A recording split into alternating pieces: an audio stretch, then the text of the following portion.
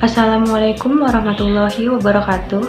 Perkenalkan, nama saya Indah Febriani dengan NPM 20510208282 dari Prodi Perbankan Syariah kelas D semester 4. Di sini, saya akan mempresentasikan hasil dari makalah saya yang bertema Lingkungan dan Kebijakan Ekonomi. Video ini dibuat guna memenuhi tugas ujian tengah semester mata kuliah Green Economics and Trade. Dalam Undang-Undang Nomor 32 Tahun 2009 membahas tentang perlindungan dan pengelolaan lingkungan hidup.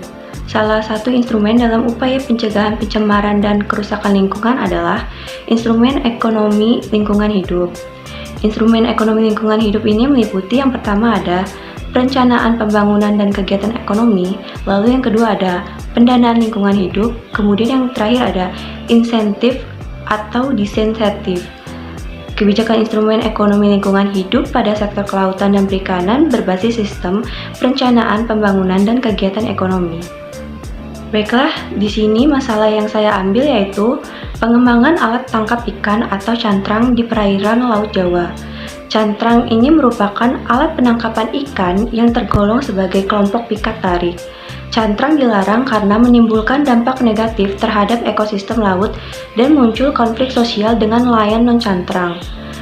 Pelanggaran kebijakan ekonomi tentang kapal cantrang yaitu modifikasi cantrang dan markdown, penurunan harga kapal cantrang, estimasi kerugian negara akibat markdown kapal cantrang selain merusak ekosistem karena operasinya yang seperti trawl, banyak pemilik cantrang yang tidak membayar penerimaan negara bukan pajak sebenarnya dan mendapatkan jatah BBM bersubsidi yang seharusnya untuk nelayan kecil.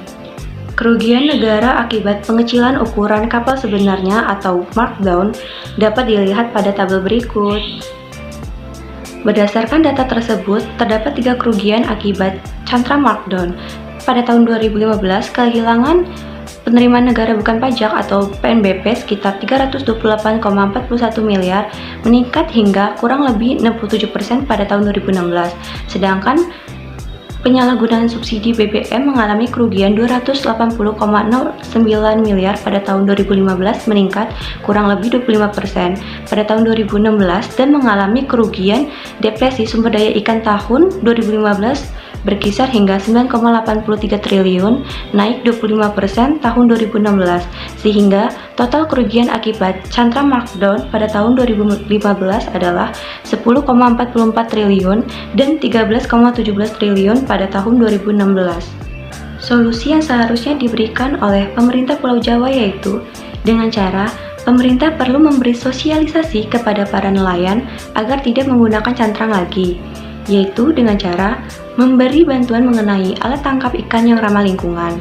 Selain itu, membantu fasilitas permodalan dari bank, di mana fasilitas ini diharapkan bisa dimanfaatkan untuk pengembangan usaha nelayan. Dengan begitu, kelangsungan ekosistem laut dapat tercapai.